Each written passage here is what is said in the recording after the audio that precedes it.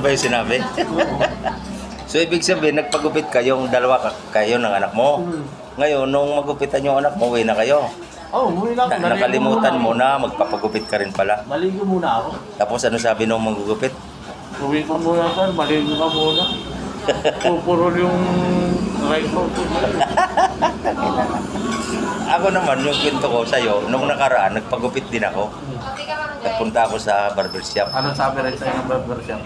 Sabi sa akin ng barbero, Sir, anong klaseng gupit ba ang gusto mo? Ayan. Yun. Ngayon, sagot ko sa kanya, Sir, kayo na po ang bahala. Ang gupit ko po, ibagay nyo lang sa mukha ko. Yun ang sabi ko. Ibagay nyo lang po sa mukha ko. Bumagay kayo sa mukha mo.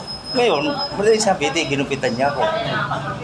Ito na yung resulta nung magupitan ako.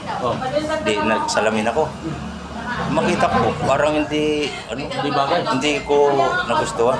Sabi ko, Sir, bakit po ganun ang gupit ko?